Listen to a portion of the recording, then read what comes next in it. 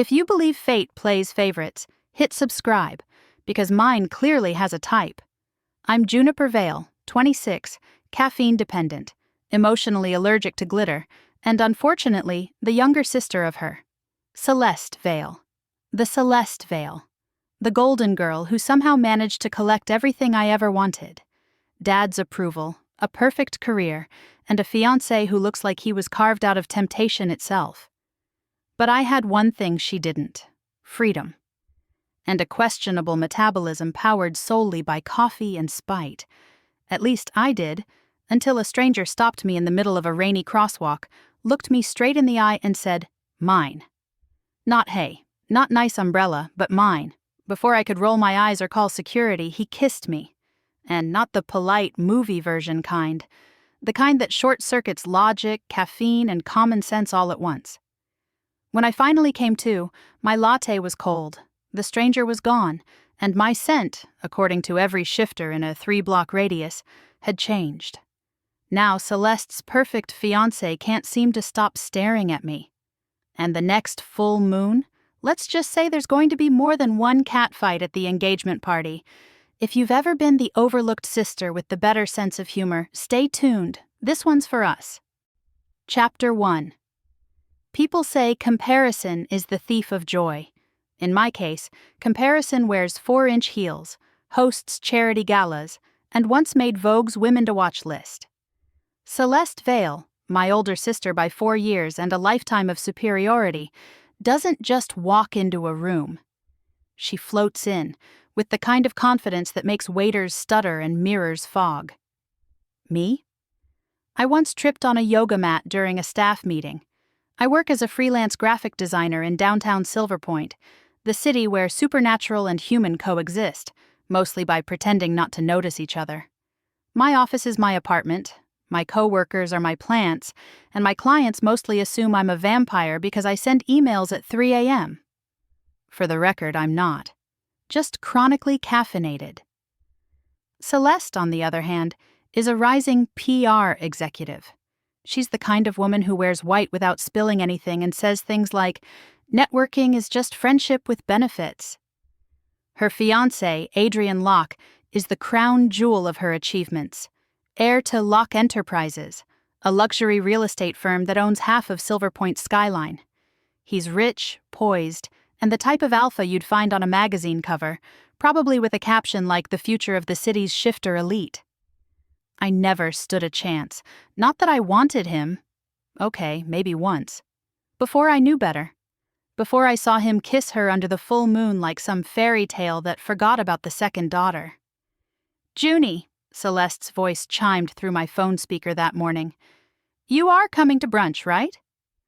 Adrian booked the private room at Vespera Translation. Wear something that won't embarrass her. "I'm still recovering from the last brunch," I muttered, sipping my triple espresso. "You remember? The one where you announced your engagement and I nearly choked on a mimosa?" "Oh, Junie." "Don't be dramatic, dramatic?" "Celeste, you flashed the ring so hard it gave me temporary blindness." She laughed, a perfect chiming laugh. I hung up halfway through it. Sometimes self-preservation looks like pressing end call before the inferiority complex kicks in. I wasn't bitter, not exactly. Just tired of living in the background of her highlight reel. So I did what any emotionally responsible adult would do, grabbed my laptop, shoved it in my tote, and left my apartment in search of caffeine and peace. Silver Point in the rain smells like wet pavement and ozone, the kind of day that makes the city's supernatural pulse a little stronger. You can almost feel it in the air, the shimmer of power from the packs, the covens, the vamps in their blacked-out cars. Me? I'm just human. Supposedly. I was halfway across the crosswalk muttering about deadlines, when the world tilted. A hand, warm, rough, and certain, closed around my wrist. I looked up, and my breath caught. Tall, broad-shouldered, eyes like storm clouds about to break. He looked at me like he'd been searching for centuries. "Mine," he said. I froze. Then, "God's help me." He kissed me. Every nerve lit up, every sense blurred. The city disappeared. There was just his scent, Cedar, smoke, and danger, and my heart beating like it was trying to escape my chest. When he pulled back, his voice was a low growl. "You shouldn't smell like this." "Not yet. What?" But he was gone. Just gone. Vanished into the crowd like mist. I stood there, soaked and breathless, clutching my coffee cup like it held the answers. Spoiler, it didn't. Later that night, when my neighbor's shifter cat hissed at me and bolted, I realized something had changed.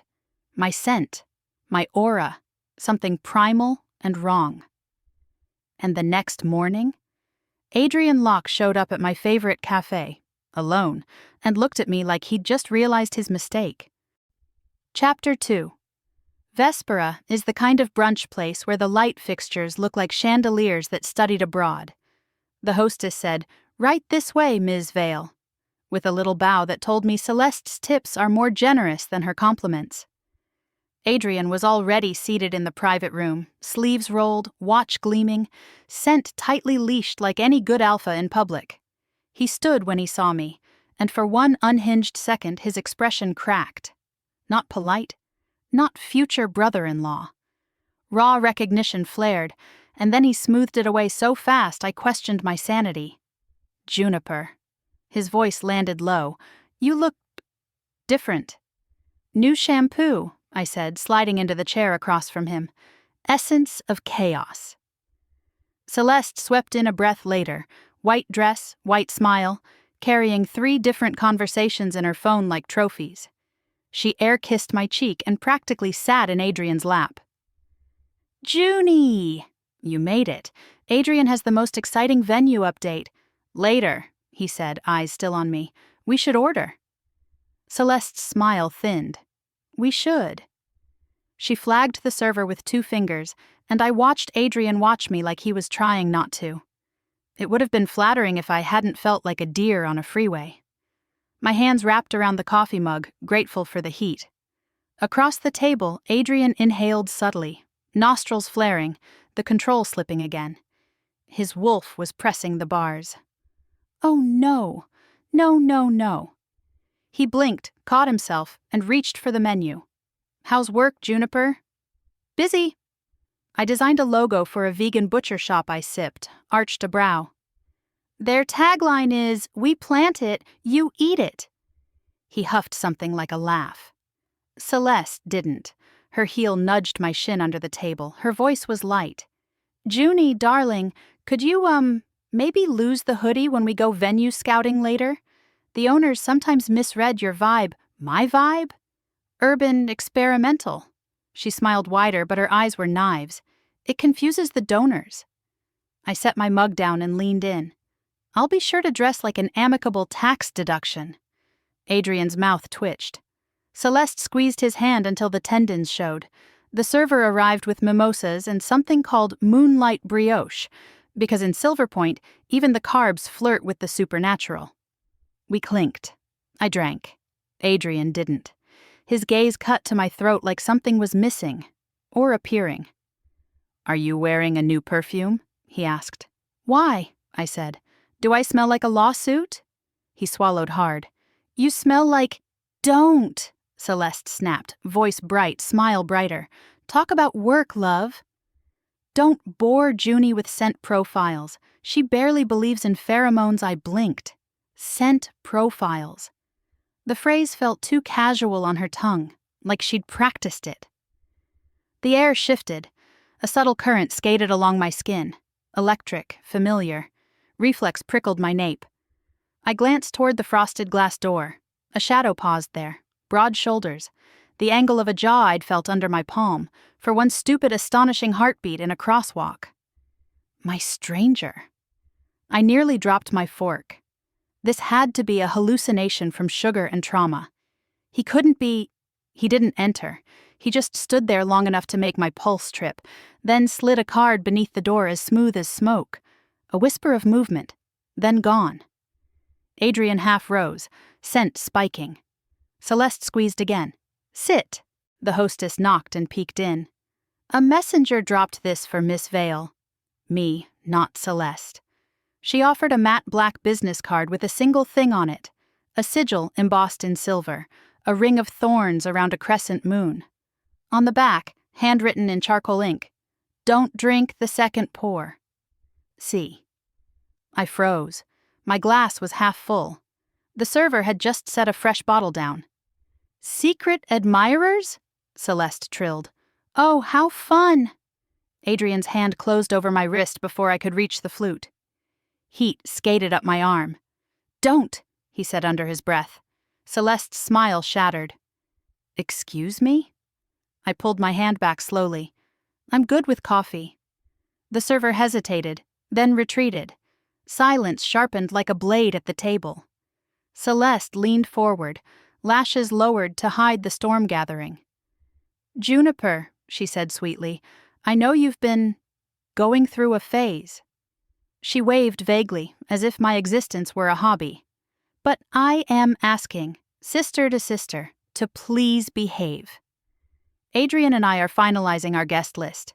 The locks are very traditional like, "Not sniffing your future sister-in-law at brunch?" I asked.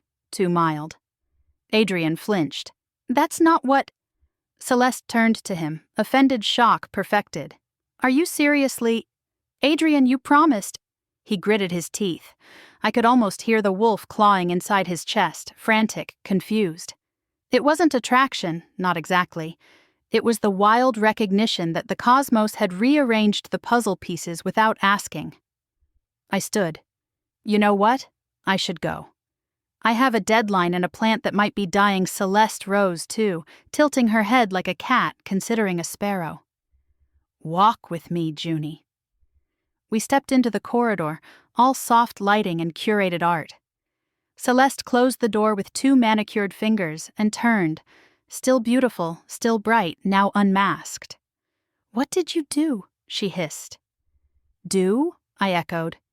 "Did you miss the part where I breathed near your fiancé and his amygdala filed for divorce?" "This is not funny." "It's a little funny." She moved closer, white dress ghosting the floor. "You will not ruin this for me." "She stole my clothes, my car, and now she wants my alpha," I said, sugar-sweet, because sometimes pettiness is a flotation device. Bold of her. Her hand lifted. For a second I actually thought she might slap me like we were rerunning high school. Instead she smoothed my collar, smiled. "There's a gala tonight. The museum. Locke Enterprises is sponsoring. Don't go, I wasn't invited." "You're always invited to my downfall." She leaned in, voice dropping. "Stay home." She left, heels clicking, the warning smelling like gardenias and gunpowder. I stared after her, palms sweaty, heart skittering. "Don't drink the second pour." I looked down at the card again. Thorned crescent, charcoal signature. "See." "See who?" I muttered, and the air answered, warm, cedar, smoke. "Cassian," said a voice at my back. "See as in Cassian Rhodes." I turned too fast. He caught my elbow before I hit a very expensive sculpture.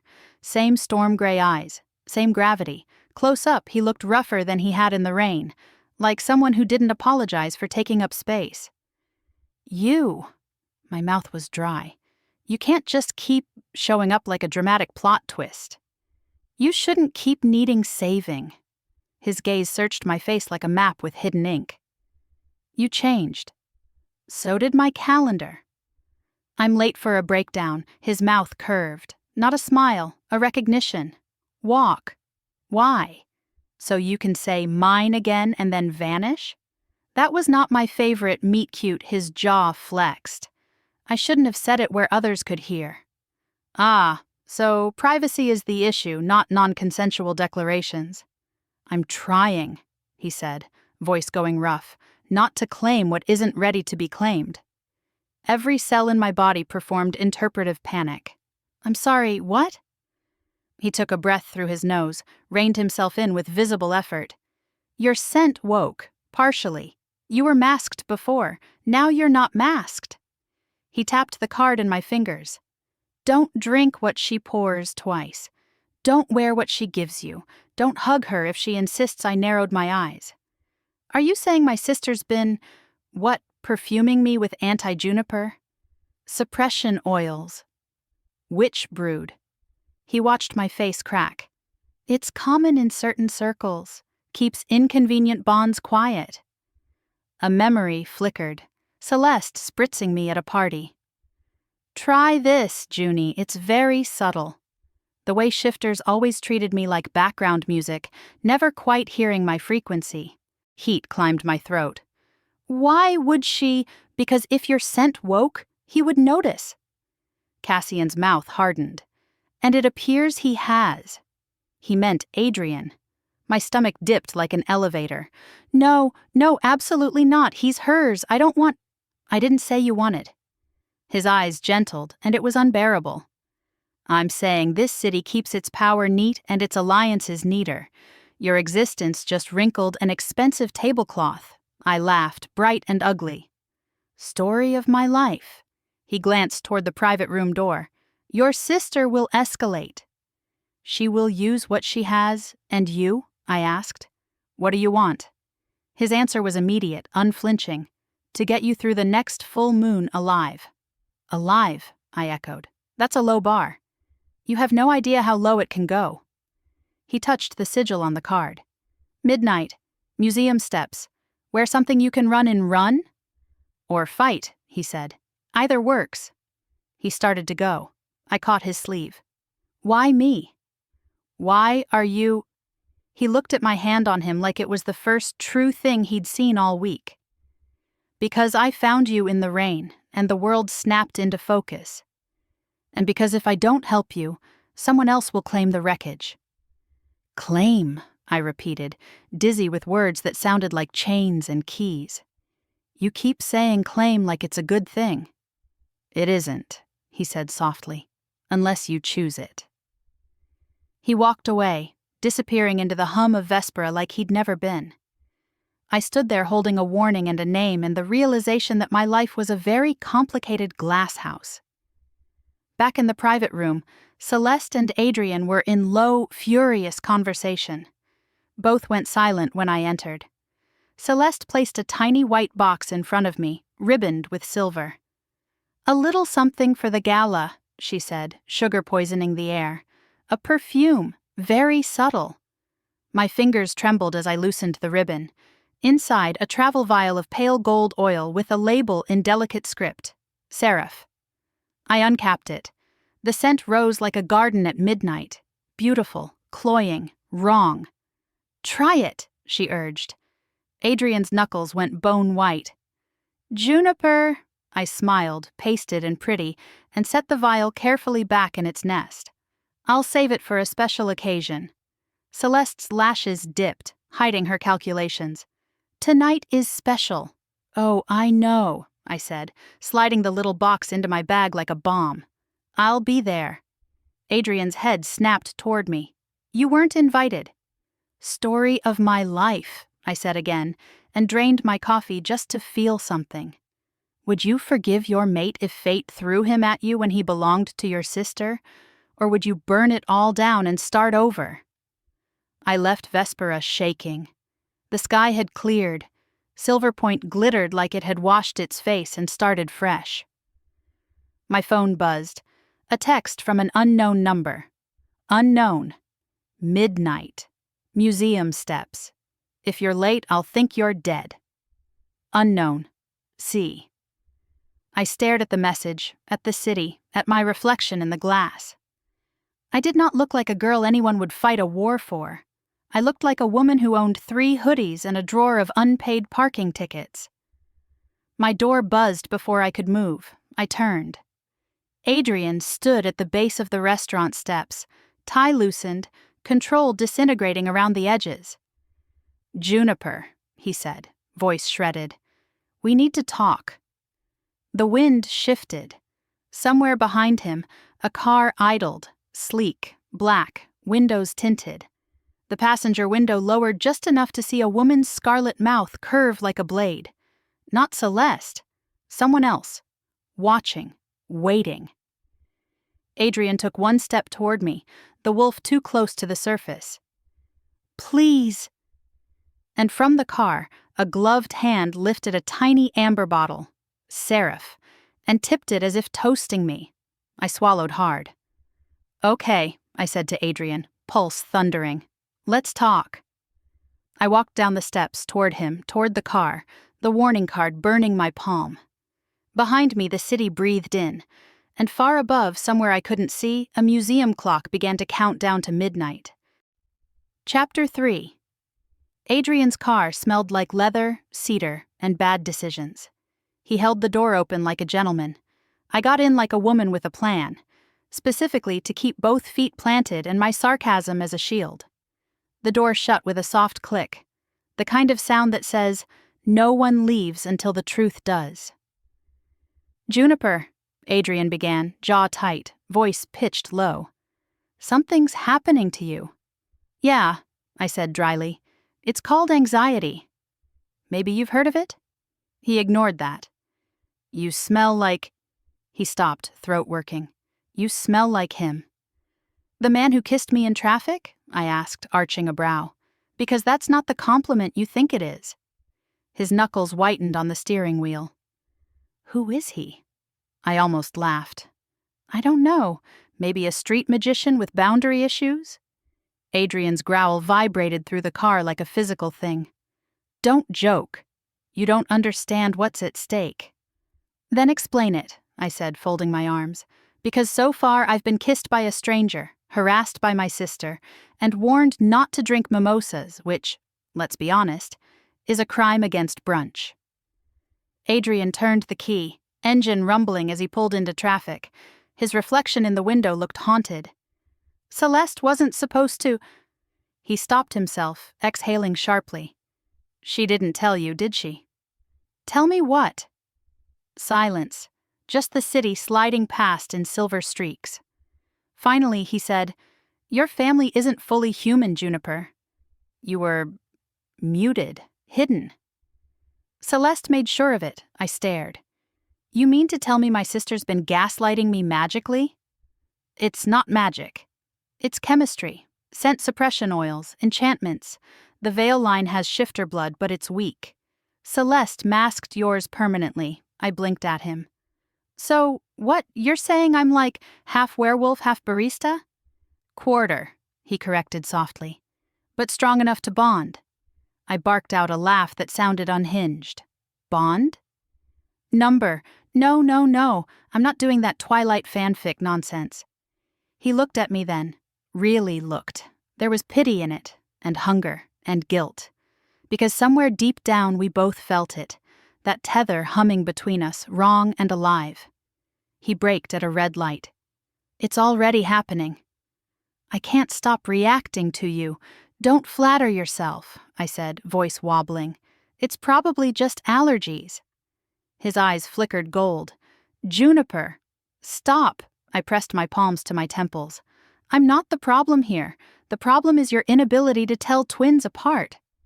He almost smiled, but it cracked halfway. "You and Celeste are nothing alike." "You didn't seem to notice that when you proposed to her." His face twisted. "She came first." "She was easy." "Expected, and I'm what? A clerical error?" "No." His voice went dark. "You're a reminder." The light turned green, and he drove in silence until we reached the pier. The city stretched before us, glass towers bleeding into fog, the ocean whispering against the docks. He parked, turned off the engine, turned to me. "I didn't plan to hurt you. You didn't even notice me." I noticed. His hand flexed on his thigh. "I just couldn't afford to." My throat tightened. "Congratulations. You sound exactly like every man who's ever broken something and called it duty." He flinched, and for a second I almost felt sorry for him. Almost. Then my phone buzzed. "Unknown. Don't trust him. Unknown. Get out. Now." My pulse spiked. Cassian. I swallowed. "So, random question. Does Celeste happen to know a guy named Cassian Rhodes?" Adrian froze. "Where did you hear that name?" "Oh, you know. Somewhere between a public assault and a panic attack. Juniper." His tone went deadly quiet. "Cassian Rhodes is not a man. He's a ghost. He was exiled from the High Pack 10 years ago. For what?" "For killing his mate." I blinked. You're kidding. Do I look like I'm kidding? His gaze locked on mine. If he's found you, it's because he wants something. You need to stay away from him. I opened my mouth to reply, but before I could, the air in the car shifted. Heavy, charged, wrong. Adrian stiffened. His nostrils flared. Then, under his breath, "She's here." Through the windshield, Celeste stepped out of a sleek black car parked across the pier. White coat, scarlet lipstick, and eyes that could cut glass. Behind her stood two men, shifters by their stance alone, enforcers. "Adrian," she called sweetly, voice carrying over the rain. "What a surprise!" He muttered something that sounded like a curse. "Stay in the car." "Like hell," I said, pushing the door open. "Juniper." Too late. I was already outside, the wind tangling my hair, the smell of salt and ozone making my skin prickle. Celeste looked me up and down like I was wearing her sin as perfume. "I told you not to come," she said softly. "And yet, here you are." "Again, trust issues run in the family," I replied. She smiled without warmth. "Do you have any idea what you've done?" "Existed inconveniently. You've made Adrian question the bond." "That's not existing, Juniper. That's sabotage. Maybe the bond's fragile because it was built on lies." Her eyes darkened. "You always wanted what's mine." I laughed, sharp, bitter. "You can keep the heels, the hair, and the ego." "I'll just take the truth." Adrian stepped between us, palms up. "Enough." "Celeste, stop." "Oh, she's not the problem," Celeste said, tilting her head. "She's the symptom." The enforcers moved forward. I tensed, ready to bolt. Then a scent, wild, smoky, ancient, cut through the air.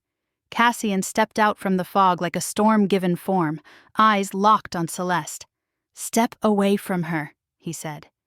Adrian's wolf flared instantly. "You." Celeste's smile faltered. "You shouldn't be here." "Neither should you," Cassian said calmly. "Not with poison on your hands." "What poison?" I demanded. He reached into his coat, pulled something small, a crystal vial, glowing faintly blue. "The same serum she's been dosing your coffee with for months. Keeps your wolf asleep." My stomach turned. "You mean she's been drugging me?" "Protecting you," Celeste snapped, "from yourself." Cassian's expression was pure ice. "Say it again. See if it sounds any better." Her enforcers stepped forward, but one look from him made them freeze. Power rippled in the air, heavy, feral, ancient. He wasn't bluffing. He was dangerous. Celeste backed up half a step, her perfect poise cracking. "You don't scare me, Rhodes." "You should," he murmured. "You played with bloodlines you don't understand." Adrian's hand closed around my wrist. "We need to go." Now Cassian's gaze flicked to him. "If she leaves with you, she dies." Celeste's lips parted. "He's lying." "Then prove it," Cassian said, tossing the vial at her feet. "Drink it." The air stilled. Celeste's jaw tightened, but she didn't move. Adrian's grip tightened. "Juniper!" I pulled free. My voice shook. "What's in it?" Cassian's eyes softened just slightly. "Truth." And for the first time in my life, my instincts, my wolf, whatever fraction she was, rose up and whispered, "Trust him." I turned to Adrian. "If she's innocent, she'll drink it." Celeste laughed, brittle. "You're unbelievable." "No," I said quietly. "I'm awake." She met my eyes, and for the briefest flicker of a second, something ugly and scared passed through hers. Then she smiled again. "Fine." She bent, uncorked the vial, and touched it to her lips. The scent hit the air, sharp, metallic, wrong. Celeste gasped. Her eyes flashed gold, then silver. And for one horrifying instant, her reflection in the car window was not human at all. Cassian stepped forward, voice low. "You see now." Adrian froze. Celeste stumbled. The enforcers bolted. The world tilted again. Because the woman I'd spent my life chasing, the sister I thought I knew, began to change right in front of me. If you found out your sister had been suppressing your power just to stay the favorite, would you forgive her or show her what she's been hiding from? Chapter 4. Celeste crumpled to her knees, gasping as the last of the potion burned through her veins. The air shimmered around her, not like a miracle but like a glitch. Her perfect glamour peeled back, piece by trembling piece. Her pupils split. Her skin shimmered like oil in moonlight. And beneath that veneer of elegance, something ancient stirred. "Celeste," I whispered, backing up a step. What are you?" She looked up, eyes glowing with that wrong, molten silver. "You were never supposed to see this." Her voice came layered, 2 tones at once, one human, one hungry. Cassian's hand brushed my arm, grounding me. "Half siren, half shifter," he said softly. "A hybrid." The kind the High Council swore to destroy, I stared at him.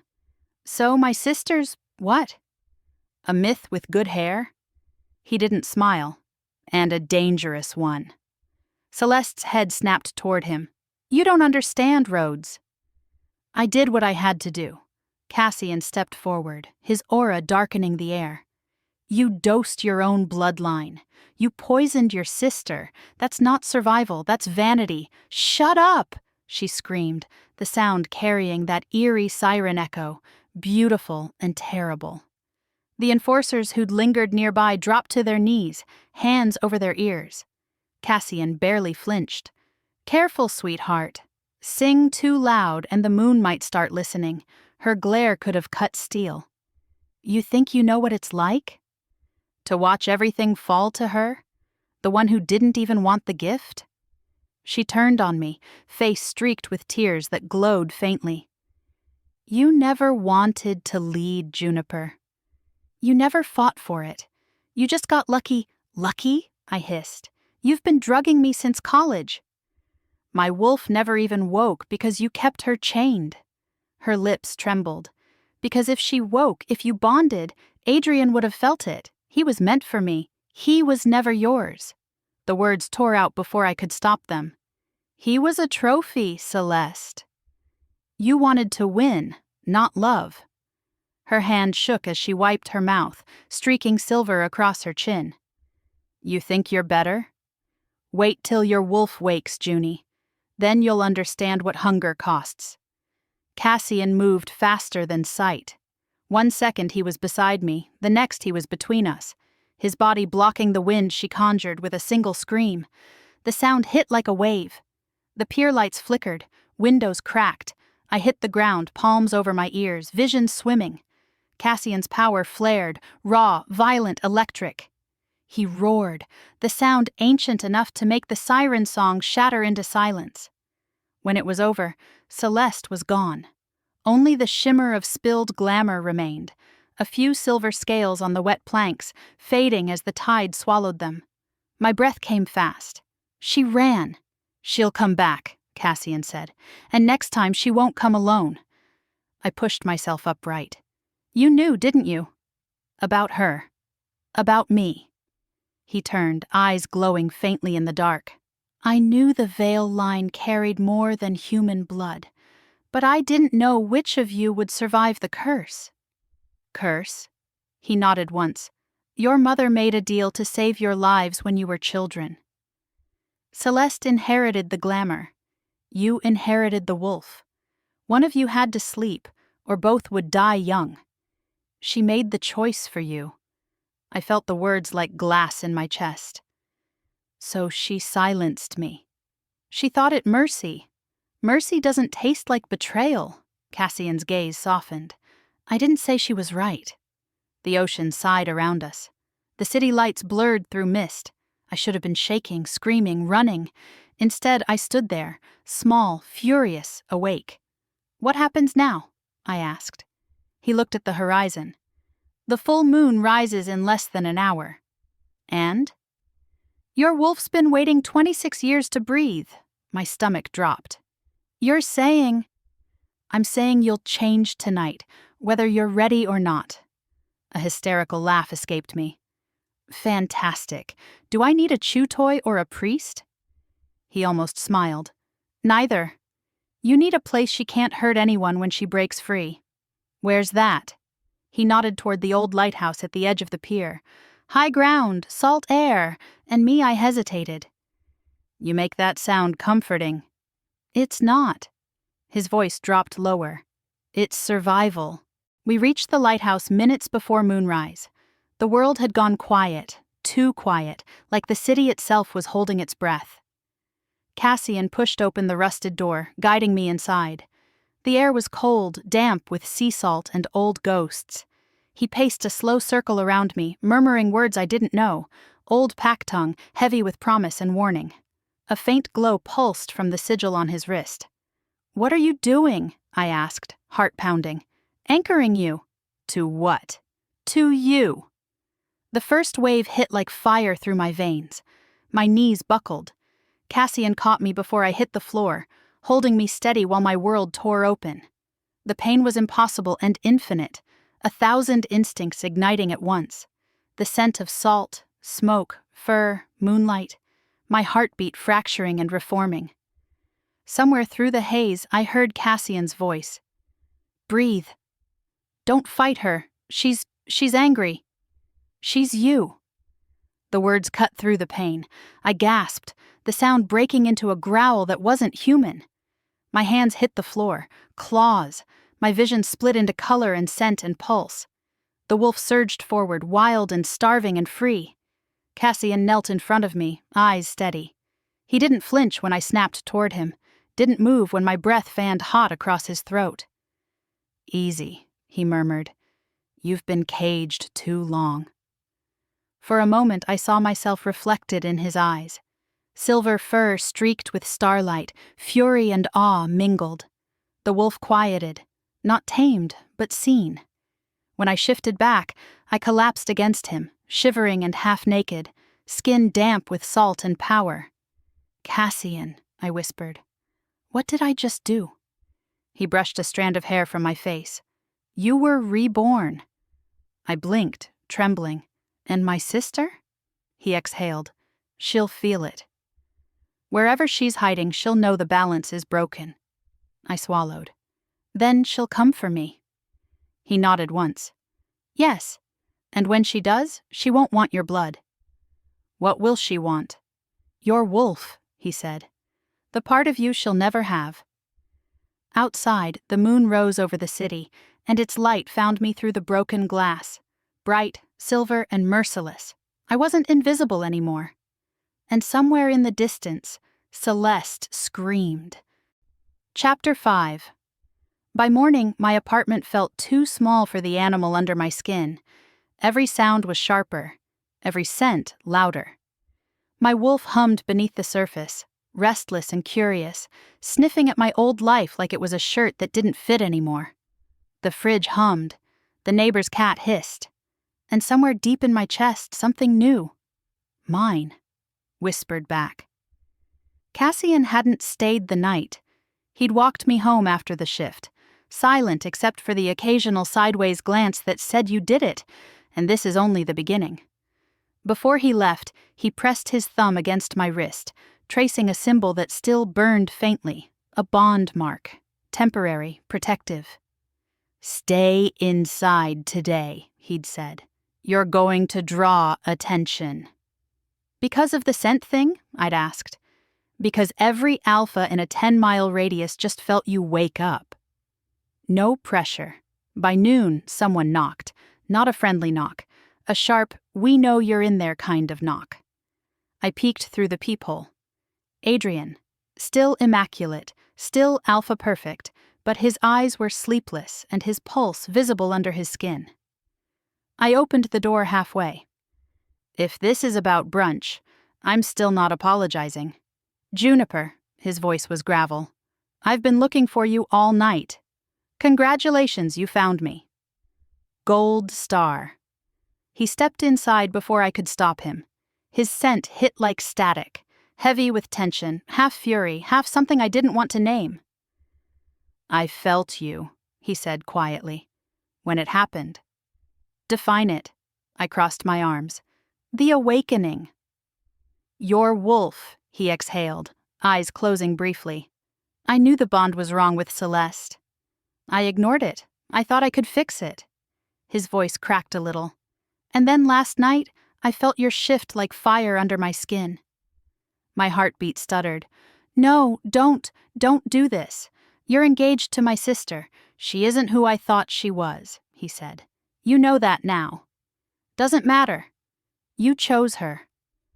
He looked at me then, eyes bright gold under the human layer. You think I had a choice? The council demanded the match. The Locks needed a Vale heir for political alignment. I sold yourself for a merger, I said flatly. Romantic. He flinched. It wasn't supposed to happen like this. I almost felt sorry for him. Almost. But then my wolf growled. Low, possessive, not for him. She didn't want his pity. She wanted truth. Where's Celeste? I asked. He hesitated, jaw tightening. The High Council summoned her. She's claiming you attacked her with Cassian's help. I blinked. She's what? They're calling for a tribunal. She's saying Rhodes has violated exile terms and that you're his accomplice. I stared at him. So she poisons me for years, and I'm the criminal? She knows how to spin a story, Adrian said bitterly, and the council loves a scandal. Let me guess, I said.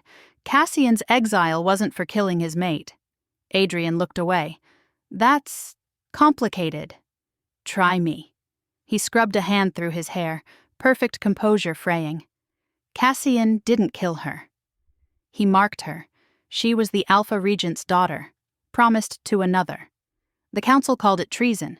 They exiled him for it, and erased her name from the record. So, basically, I said, he fell in love with the wrong woman, and politics destroyed them both. Adrian nodded once. The council will do the same to you if they think you're aligned with him. My chest tightened. Aligned how? He hesitated. They'll say you're mated. My laugh came out too sharp. We're not. Your scent says otherwise, he interrupted. It's not sealed, but it's there.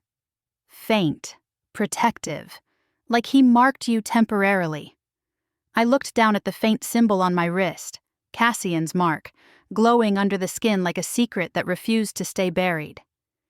Adrian saw it and exhaled, long and low. You have no idea what you've done. Then explain it, I snapped, because all I did was survive.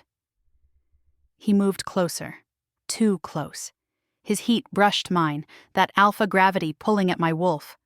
For a moment, everything in me leaned toward him, old ache, old confusion, until his next word sliced through it.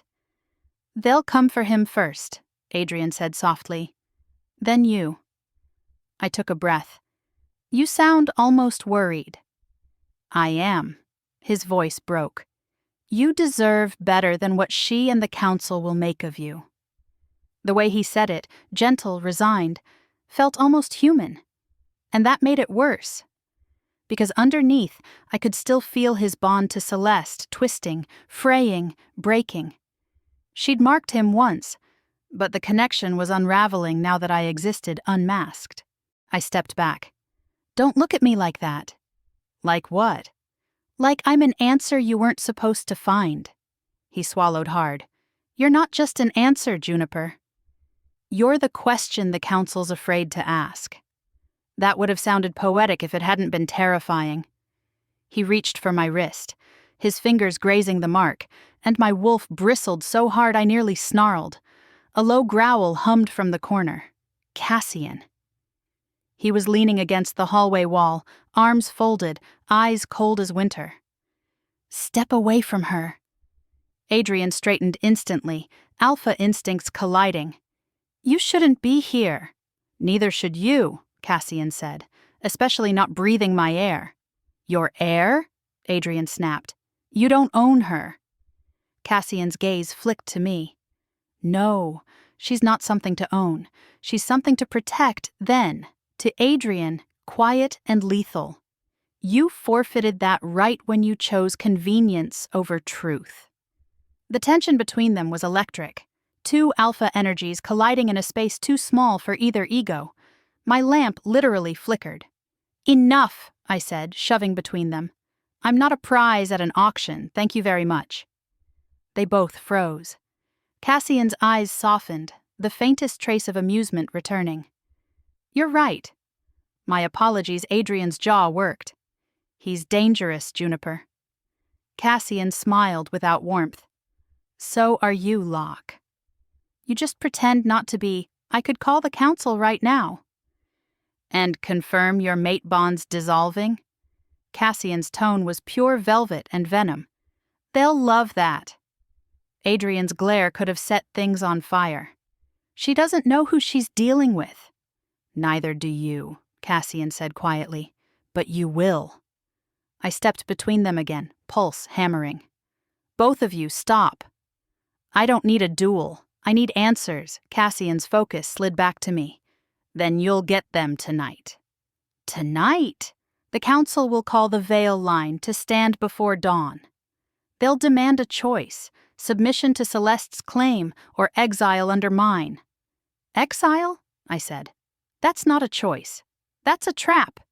His jaw tightened. "I know." Adrian shook his head. "You can't trust him." Cassian's smile was all teeth. "Maybe not, but she can trust what's waking inside her." "And what's that?" I asked. Cassian stepped closer, his voice low enough to make my skin prickle. "The wolf that doesn't bow to crowns or bloodlines." My throat went dry. "And if I don't choose either side?" He tilted his head.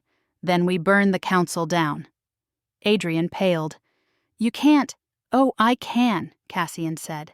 "And I've been waiting a decade for an excuse." He turned to me again. "Midnight, Old City Hall. That's where the tribunal will be. Decide who you are by then, Juniper Vale." He brushed past Adrian on his way out, murmuring something that sounded suspiciously like a threat in the old tongue. The moment he was gone, the air felt thinner, like he'd taken the gravity with him. Adrian stood there, fists clenched, breathing hard. "If you go with him, they'll destroy you." I met his gaze evenly. "If I stay with you, they'll cage me again." He looked wrecked. "Then what do you want?"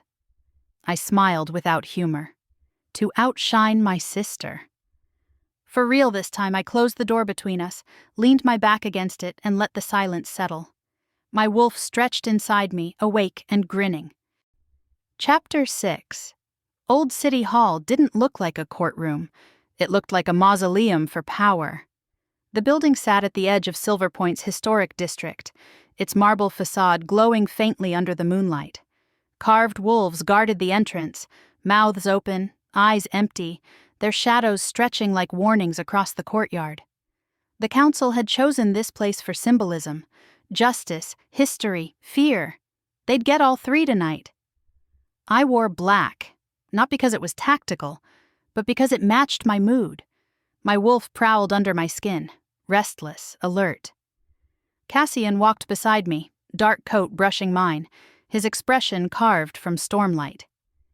"Any last-minute advice?" I asked quietly. "Yes," he said. "Don't let them scent fear. It's like blood in the water." I was hoping for something like, "Remember to breathe," I muttered. "That too," he added. His mouth quirked slightly. "You'll do fine." "Define fine." "Alive," he said, and pushed open the doors. The chamber inside was vast, circular, and reeked of ancient politics. 12 council members sat elevated behind crescent desks, each representing a pack or allied bloodline. Silver runes glowed faintly on the marble floor. Truth wards, designed to detect lies or magic.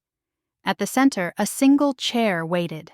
Not a seat, a stage for judgment. Celeste was already there, radiant, untouched, wearing white again, her favorite armor. Her glamour was restored, but I could see the cracks now. The faint shimmer at her hairline, the too bright gleam in her eyes. The siren energy hummed beneath her skin like a song she could barely keep silent. Adrian stood behind her, his jaw tight, his presence stiff with politics. He avoided my gaze. Coward. Cassian moved to stand at my right, uninvited, unflinching. A few council members murmured. His exile mark was visible, black ink against pale skin, glowing faintly under the truth wards. "Cassian Rhodes," intoned the eldest counselor, a woman with hair like silver ash. "You were banished 10 years ago for violating the Alpha Pact. You return now under what authority?" Cassian's voice was low but steady. "Under the authority of prophecy." A ripple of whispers tore through the room. Celeste laughed softly. "How poetic!" Cassian ignored her. "You bound the Vale bloodline in silence to preserve your alliances. You let one sister rot so the other could shine. The debt has come due." The counselor's gaze cut to me. "Juniper Vale, do you acknowledge your sister's claim that you attacked her?" "No," I said evenly. "I defended myself." "She bears wounds that say otherwise." "She's good at faking them," I said. "It's her favorite hobby, right after gaslighting her family." Celeste gasped, perfectly timed. "You see how she speaks to me?" "She's feral," Cassian murmured. "Feral's not an insult here, sweetheart. It's a promotion." A few members coughed to hide laughter. Celeste's smile sharpened. The lead counselor raised a hand. "Enough. Celeste, your accusations are grave. You claim your sister has allied herself with an exile." "Yes," Celeste said sweetly. "Cassian Rhodes has bewitched her." "She bears his mark." Every eye turned to my wrist. The faint sigil glowed softly under the wards. "She carries a protection seal," Cassian said. "Not a bond." Celeste arched a brow. "Convenient." "She carries it," he continued, "because someone poisoned her for years to keep her wolf asleep." The room went still. Cassian held up the crystal vial he'd recovered from the pier. The faint blue liquid shimmered under the council lights. "Recognize this?" he asked. "Vale-grade suppressant, a witch-blended sedative, potent enough to block lineage shifts." Celeste's face didn't move, but her pulse fluttered in her throat. "You can't prove it was mine." "Can't I?" Cassian snapped his fingers. A pulse of energy flared, activating the wards. The vial glowed, same signature as Celeste's aura. Gasps echoed around the chamber. Celeste's mask cracked. "You can't do that." "Old magic remembers," Cassian said, "even when you try to bury it under perfume." The head counselor leaned forward. "Celeste Vale, is this true?" Celeste faltered, then straightened. "I did what was necessary to protect our family's reputation." "By enslaving your sister's wolf?" "She's unstable." "I kept her safe from herself." Her voice hitched, trembling with desperation now. "You don't understand. The prophecy said only one Vale heir could survive the awakening. If she rose, I would fall." I swallowed hard. "So you chose me to bury alive?" Celeste's eyes glistened. "I chose the world that needed me." Cassian's hand brushed mine, silent reassurance. My wolf pressed forward, calm and fierce. I stepped into the center circle. "Here's the thing about fate," I said quietly. "She doesn't take bribes. She just keeps receipts." The truth wards pulsed brighter, feeding on the raw honesty in the air. Celeste winced, her illusion flickering again, the shimmer of scales along her jaw, the echo of her siren tone barely held back. The council murmured. The silver-haired woman raised her hand for silence. "Juniper Vale," she said, "your lineage was bound without your consent." The council recognizes this as an infraction of natural law. Celeste's head snapped up. "You can't." "We can." The counselor's gaze turned cold. "Your glamour license is revoked. Your position as heir is rescinded." Celeste paled, lips trembling. "You're making a mistake." "Perhaps," said the woman, "but it's one you taught us to recognize." Celeste turned on me then, beautiful and broken and furious. "You think you've won?" "No," I said softly. "I think you've finally stopped pretending." Her lips curled. "Then let's see what happens when pretending ends." She screamed. The siren sound ripped through the chamber, pure, merciless, ancient. The counselors clutched their heads. Runes flared, glass shattered. I dropped to my knees, vision spinning, but Cassian moved faster. He slammed his hand to the floor, muttering words older than the packs themselves. A circle of dark light erupted around Celeste, binding magic, locking her in a column of silver fire. Her song died in a hiss. Cassian's voice was ice. Enough! Celeste looked at him through the flames, eyes glowing bright as moonlight. You'll regret this, Rhodes. You can't keep her. The bond won't hold. The curse doesn't end until blood spills. Then she was gone, not dead, just gone, vanished in a shimmer of salt and light, her laughter echoing down the marble halls like the end of a prayer. The silence afterward was deafening. Cassian turned to me. His eyes were bright silver now, the wolf and the man both close to the surface. She's bound for now. But not forever, I swallowed. She'll come back. Yes, he said quietly. And she'll bring hell with her. The counselor's voice broke the tension. Juniper Vale, the High Council owes you restitution, but your bloodline is unstable. We can't risk another incident. So what happens to me? Cassian stepped forward before anyone could speak. She comes with me. The counselor hesitated. You can't. I can, he said, by the same law that exiled me. She's under my protection, my ward. Any attack on her is an attack on my claim. The room erupted in protests. I turned to him. Cassian, what are you doing? He looked at me, calm and fierce. Ending what they started. The head counselor studied us both for a long moment, then nodded slowly. Very well. But if you fail to control the chaos you bring, we will hunt you both. Cassian smiled faintly. Get in line. He took my hand and guided me out, past the wreckage, past the whispers, into the cold night. Outside, the city lights bled into the fog. The moon hung low and gold. I could still feel the wards pulsing on my skin, the mark on my wrist bright and alive. You just declared war on the council, I said softly. He shrugged. Wouldn't be the first time. You could have let them cage me. I could have, he agreed, but I'd rather see you burn the world instead. I laughed, half breath, half disbelief. You're insane. Maybe, he said, eyes on mine, but I'm not wrong. The wind shifted. The scent of sea salt and danger filled the air.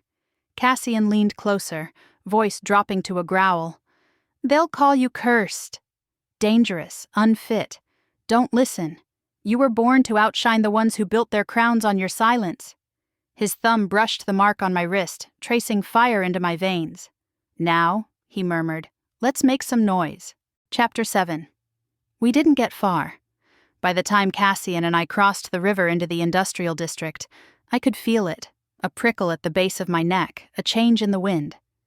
The city itself felt off, too still, like something was stalking the skyline. Cassian's hand brushed mine. You feel that? Yes. My pulse skittered, like we're being watched. He stopped beside an old warehouse, one of his safe houses, apparently. Inside, the air smelled of iron and cedar. Weapons lined the walls.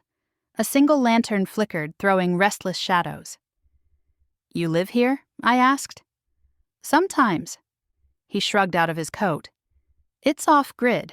No council tracers. Charming. I dropped into a chair that looked like it had survived several apocalypses. So what now? We go full fugitive Bonnie and Clyde? He shot me a look that was half smile, half warning. You joke too much when you're scared. And you brood too much when you're not, I shot back. Balance. That almost earned a laugh, but the moment died with the sound of glass cracking above us. Cassian's head snapped up. Get down! I dove behind a steel crate as someone, crashed through the skylight, shards scattered like starlight. When the dust cleared, she stood there, Celeste, still perfect, still glowing. But now the glow wasn't glamour, it was fury. Her siren shimmer pulsed beneath her skin, and behind her shadows coalesced into figures, 3 council enforcers, masked and armed. "Found you," she said sweetly. "You didn't think you could hide from family, did you?" Cassian stepped forward between us. "You shouldn't have come." "Oh, Cassian." Her smile was all teeth. "You stole something that belongs to me." "She was never yours," he said. "She's my sister." "Then act like it," I snapped, stepping out from behind him. Celeste's gaze swept over me. Slow, cruel. "Look at you." The wolf unleashed. "Do you even know what you're doing with it?" "I'm figuring it out." "You always were the slow one," she said, and her tone was so perfectly familiar it almost broke me. "You think you're special because your wolf finally woke up? You think you can handle the bloodlines curse better than I could?" I lifted my chin. "No, I just stopped pretending it was one that made her laugh." "You have no idea what's coming, Junie." She moved faster than I expected, one hand flicking, a flash of light arcing toward me. Cassian intercepted it mid-air. The spell burned his palm, but he didn't flinch. "Still throwing tantrums," he said. "You haven't learned restraint." "Why should I?" she purred. "It's so boring." The enforcers lunged. Cassian met them head-on, power slamming through the room like a thunderclap. I ducked as claws sparked against steel. My wolf surged, howling in my blood. "Now," she whispered. I didn't think. I shifted. The change came faster this time, smoother, like the moon itself guided me. Silver fur rippled across my skin. My senses sharpened into exquisite clarity. I could taste fear, fury, salt. Celeste turned, eyes wide. "Oh, darling, you really shouldn't have done that." Her voice went low, and suddenly she sang. The sound hit me like a drug, honey and knives. My knees buckled. My wolf whimpered under the weight of that magic. "Juniper!" Cassian's voice cut through the haze. "Don't listen!" I tried. God, I tried. But her song was everywhere, whispering of home, of love, of the little girl who used to braid my hair. For a second I saw us again, laughing in the garden before everything went wrong. Celeste's eyes gleamed. "That's it. Sleep, Junie. I'll fix it. I'll make it all go back." Something inside me snapped. The wolf rose, furious, not at her, but at the lie. I lunged. We collided midair, sister against sister, claws and teeth and old resentment. She screamed. I growled. The room exploded in sound. Cassian shouted my name, but I couldn't stop. Years of suppression, jealousy, heartbreak, all of it burned through my veins. She slashed at me. I bit back. Her magic cracked against my ribs. My claws tore through her glamour. The illusion shattered, her true form emerging fully for the first time. Her hair turned liquid silver. Scales shimmered down her throat. Her eyes glowed like moons, half wolf, half siren, whole monster. And still, she was my sister. "Junie," she whispered, voice breaking even as she bared her teeth. "It was supposed to be me." I hesitated, just for a breath. That's when she struck. Her claws tore across my side, not deep enough to kill, but enough to mark. My blood hit the floor, glowing faintly. Cassian roared, power flaring, and threw her back with a wave of force that cracked the concrete. He dropped to his knees beside me. "Stay with me," I grimaced. "Wasn't planning to nap." The cut burned, not just pain, but heat, spreading like wildfire. Celeste had used cursed claws, forged from her siren magic. I could feel it trying to root itself inside me. Cassian's eyes darkened. "She marked you." "That's her claim. She can't claim what she tried to kill," I hissed. He pressed his palm to the wound. His power met hers, light and shadow clashing under my skin. "Hold still." The burn eased, slowly, barely. When I opened my eyes, the enforcers were gone, and Celeste was kneeling in the corner, gasping, her magic flickering. Cassian rose, voice soft but deadly. "You want her blood, you'll have to go through me." Celeste laughed weakly. "You always did like broken things. "She isn't broken," he said. "She's awake." Her gaze lifted to me, tears and fury mingling. "Then she'll die for it." Cassian's hand shot out, not to kill but to seal. The sigil on my wrist flared, spilling light through the room. It wrapped around Celeste like a chain of fire, binding her to the floor. "This ends," he said. "Now." Her voice turned small, almost human. "You think you've saved her?" "You've just tied her to your curse." Then she slumped forward, unconscious. I exhaled shakily. "You're not killing her?" Cassian's jaw worked. "No, the prophecy doesn't want her dead. It wants her gone." "For now, that's enough," I stared at him. "You knew this would happen." "I knew the moment you shifted that she'd come for you. She can't exist in your light. And you?" He met my gaze. "I've lived in darkness long enough." My breath hitched. He stepped closer. "You're bleeding. You're worse." "Maybe." His hand brushed my cheek, thumb tracing a smear of silver blood. "But I'd do it again." The air between us crackled, not magic this time, just heat. Real, immediate. I should have pulled back. I didn't. His mouth met mine, slow and sure, tasting like smoke and defiance. For the first time in forever, the world stopped spinning. When we finally broke apart, my heart was pounding too hard to hide. "That," I whispered, "felt illegal." "Probably is," he said, eyes dark with something that wasn't regret. "We'll deal with the consequences later." "Right," I said, "assuming my homicidal sister doesn't wake up first." He smiled, faint but real. "She'll sleep for a while." "The binding will hold." I glanced at Celeste's still form, the woman who'd been my enemy, my mirror, my blood. "She'll come back," I said quietly. He nodded. "Then we'll be ready." We left the warehouse as dawn broke, the first light spilling over Silver Point, washing the blood from the streets. I looked back once at the place where my sister lay bound, and for the first time, I didn't feel small. I felt like the storm she'd spent her life trying to contain. Chapter 8.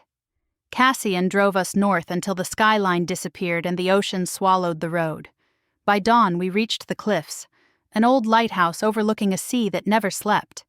It felt poetic. Or suicidal. Possibly both. "This place again?" I asked, stepping out into the wind. "You really know how to pick trauma locations." He cracked the faintest smile. "It's the one place she can't reach you." "Salt disrupts siren magic." "Good to know. I'll add that to my growing list of weird ways my family tries to murder me." The sea roared below, white foam bursting against black rock. The horizon was just beginning to blush gold. For the first time in days, I could breathe. We holed up in the keeper's quarters. Cassian patched my side in silence, his hand steady, careful. The wound from Celeste's claws had stopped glowing, but it still ached, not just from pain, but from memory. "She was my sister," I murmured. "She still is," he said softly. "She tried to kill me. She tried to control you." "It's what fear does when it runs out of logic," I looked at him. "And you? What does exile do to you?" He paused, tape between his fingers. "Teaches you how to be alone without falling apart." I wanted to ask more, but the truth in his voice, quiet, heavy, made my throat close. Instead I said, "You saved me again." "You saved yourself," he said. "I just reminded you how." I smiled weakly. "You're infuriating." He tilted his head. "You're alive." For hours, the lighthouse was our world. Cassian cleaned weapons, warded the perimeter, and barely spoke. I tried to rest, but my wolf prowled in my head, pacing. She wasn't used to safety yet. Neither was I. By evening, the storm rolled in. Thunder growling across the sea like a restless god. We sat by the window, the world painted in silver lightning.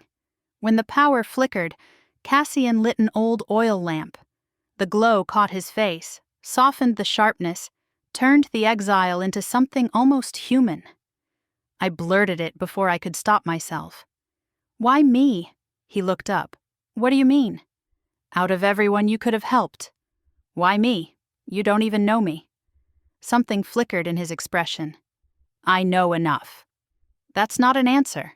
He sighed, leaning back. Because you remind me of her. Her? My mate, he said quietly. The one the council said I killed. I froze. You didn't? No, he said. She died protecting me. And they couldn't stand the idea of a bonded alpha who didn't follow their rules. So they erased her. And they buried me. I didn't know what to say, so I didn't. I just reached across the small space and took his hand. His fingers tightened around mine. Warm, calloused, real.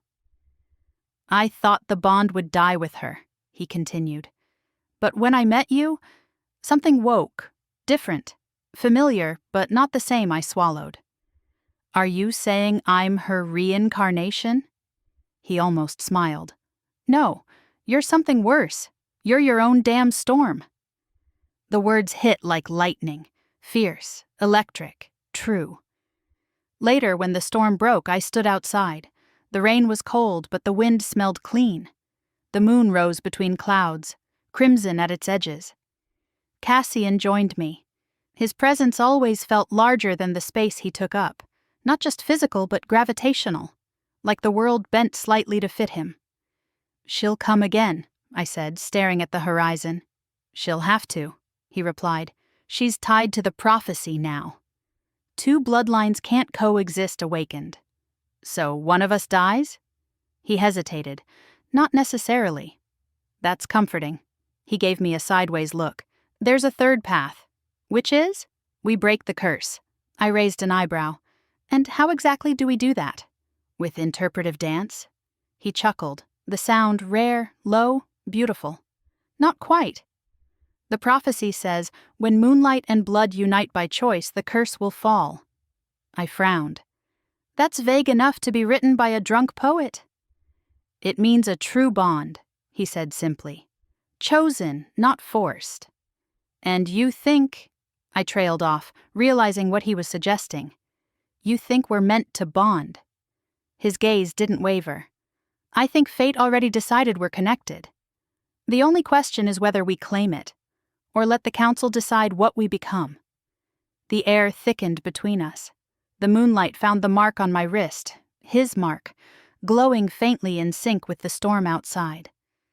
I don't even know who I am yet, I whispered. Then let me help you find out. Something in his voice, not command, not plea, but promise, undid me. My wolf stirred, soft and sure. Yes, she whispered. This one. I stepped closer until the space between us disappeared. If I say yes, it's not just magic, is it? No, he said. It's a vow. And if I say no? His mouth curved faintly. Then I'll keep guarding you anyway. I took a slow breath. Cassian? Yeah? Shut up. Then I kissed him. It wasn't like the first one. No hesitation, no confusion. This was surrender and rebellion in one breath. His hands slid to my waist, pulling me close, grounding me while everything else dissolved. The mark between us flared, gold through silver. Power surged, warm and wild, flooding every nerve. For a heartbeat, I saw everything. His memories, mine, the moon, the prophecy unraveling like threads of light. When it faded, we were both trembling. Juniper, he murmured. I know, I said. I felt it. The bond, not the chains Celeste used, not the magic the council feared. Something new, chosen. He brushed his thumb against my jaw. Now they'll feel it. Good, I said. Let them choke on it. He smiled. A real one this time, slow and wolfish. You're dangerous when you're defiant. Lucky for you, that's my default setting. He leaned his forehead against mine. Then stay that way. We'll need it outside. Thunder rolled again, distant, but coming closer. In the reflection of the window, I saw my eyes flicker silver gold, Cassian's matching mine. For the first time, the curse didn't feel like a sentence. It felt like a spark. Chapter 9. Morning came in bruised colors, violet clouds and a blood-red sun crawling over the cliffs. The air tasted of salt and ozone, like the world knew what was coming. Cassian stood at the edge of the balcony, shirt half-buttoned, eyes fixed on the horizon. He didn't have to tell me something was wrong. My wolf already felt it, a hum under my skin, sharp and electric. "They're moving," he said without turning. "Council scouts." South perimeter, I grabbed my jacket. "Let me guess. My sister's the welcoming committee?" He nodded once. "She's awake." Stronger. I can feel her magic pulsing through the wards I swore under my breath. Of course she is. She's like glitter, impossible to get rid of. Cassian's mouth twitched, but his eyes stayed dark. She's merged with her siren half. The restraint's gone. So now she's Beyoncé meets sea monster? Something like that, he said, only angrier. We didn't wait for them to find us. Cassian packed essentials. Blades, charms, the silver dagger that hummed with wolf energy. I grabbed coffee and moral support. We made it halfway down the coast road before the first trap hit. Runes lit up across the asphalt, glowing symbols etched in council silver. The air shimmered, the world tilted. Cassian slammed the brakes, throwing an arm in front of me. Ward net. Translation, bad. Translation, hold on. He gunned the engine, power flaring through his mark. The car sliced through the barrier, shattering light into shards. The magic sizzled, but the engine didn't die. Cassian grinned, feral. Still works.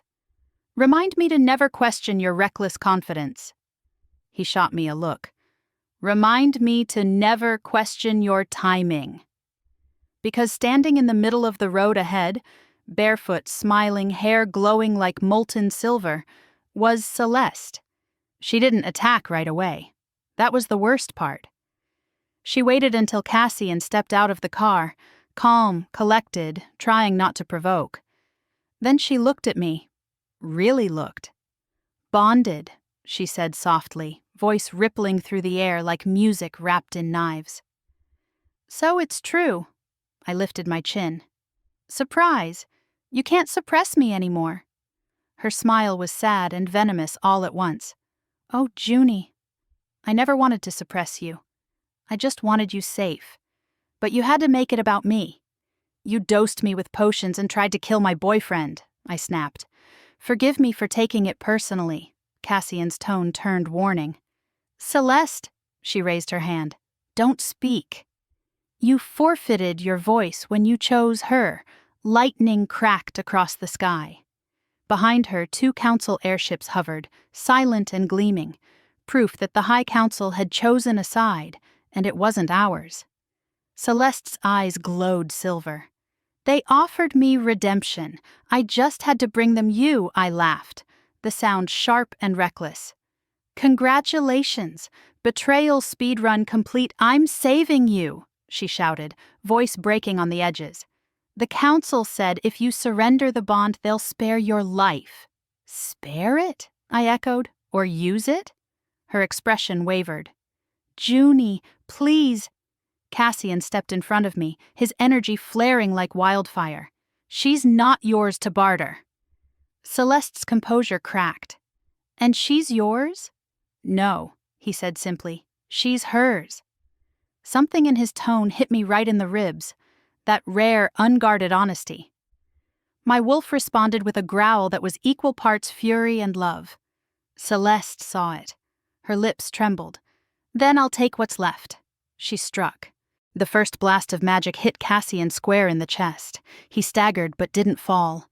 I caught his arm, felt the burn under his skin, silver fire crawling through the mark that bound us. She was trying to break it. I lunged forward, wolf energy surging. My claws slashed the air, slicing through her glamour. Sparks flew. The street burned with our fury. Celeste screamed, the sound shaking the ground. I felt her pain, my pain, everything tangled. Because no matter how much she hated me, we were still 2 halves of the same bloodline, mirrored in moonlight and ruin. "You can't win," she sobbed. "You can't fight fate." "Watch me," I said. The sky cracked open. The blood moon rose, turning the world crimson. Power flooded the bond between Cassian and me, alive, golden, wild. He caught my gaze. Now, Juniper. Together we moved as one. His power, my wolf, our bond. The air ignited. The curse screamed.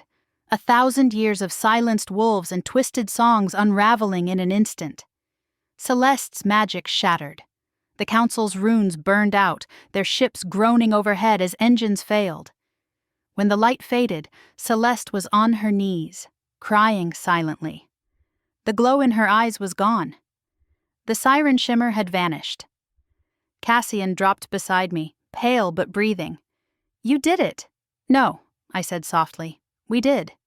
He smiled faintly. "Remind me to never pick a fight with you again."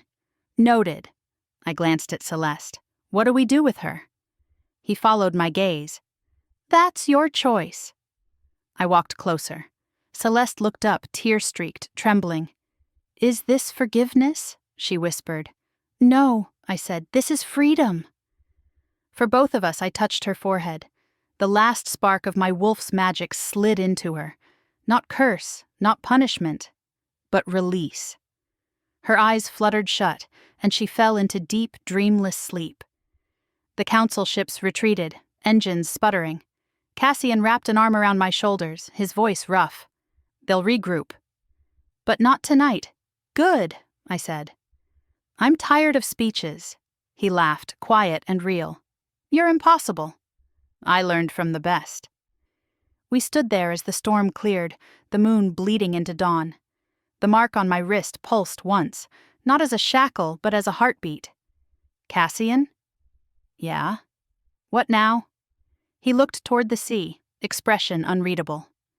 "Now we build something new." No counsel, no curses, I smiled. "Sounds lonely." "Not if you stay." The wind picked up, carrying the scent of salt, smoke, and freedom. My wolf stretched inside me, calm for the first time. "I think," I said, "I finally outshined her." He glanced down at me, eyes bright with quiet amusement. "You didn't outshine her, Juniper." "Oh?" "You replaced the sun." Epilogue. If you've ever been told you were too much, too loud, too emotional, too wild, stay a little longer. This part is for you. It's been 3 moons since the night the sky cracked open. 3 moons since my sister's song finally went silent. The council scattered after the tribunal burned, their symbols lost their shine. Silverpoint rebuilt itself quietly, pretending the supernatural storm never happened. But I see it in people's eyes. The shift. The world remembers, even when it pretends to forget. Cassian and I stayed by the sea, not hiding, living. He rebuilt the lighthouse, brick by stubborn brick. It's ours now. Paint peeling, wards humming, home in all the right ways. Sometimes I catch him watching me while I sketch designs at the kitchen table, coffee steaming beside us. There's always that half smile, the one that says I can't believe she survived me. And my answer is the same. I can't believe you ever thought I wouldn't. My wolf still runs restless on full moons, but she runs free now. No potions, no chains, no sister's shadow to dim her. Just me, barefoot on the cliffs, wind in my hair, heart steady. Celeste sleeps still. Not dead, not gone, just resting, somewhere deep beneath the sea. Cassian says sirens don't die. They fade until they're forgiven. Maybe one day she'll wake up and the world will be kind enough for both of us. Until then, I whisper her name to the waves. Not in anger, not anymore. We were both cursed, she by envy, me by silence. But only one of us learned how to howl back. Tonight the moon is full and low, honey-colored and ancient. The waves are calm. Cassian stands beside me on the balcony, the ocean turning gold in his eyes. "She'd be proud," he says quietly. "Of what?" "Me ignoring every rule ever written." "Of you living." His hand brushes mine, warm, grounding. "Of you choosing yourself." I laugh softly. That's a first. He leans close, voice low and dangerous. "Get used to firsts." The mark on my wrist glows faintly. No longer a curse, just a promise. Chosen, claimed, mine. I tilt my head, looking at the horizon where the sea meets the moon. You know what's funny? What? I spent my whole life trying to outshine my sister. And, I smile. Turns out the only thing I had to do was stop standing in her shadow. Cassian kisses me. Slow, sure, the kind that seals vows and ends wars. The waves crash louder like applause. And somewhere, deep under the sea, I swear I hear a whisper. Not hate, not envy, but peace. And that, my loves, is the story of Juniper Vale, the girl who learned that sometimes your greatest rival is just the version of yourself that forgot her power. If you believe no curse can silence a woman who chooses herself, tap that subscribe button, leave your moon emoji in the comments, and share this story with your pack. Until next time, remember, even in the darkest family feud, fate always leaves room for a comeback.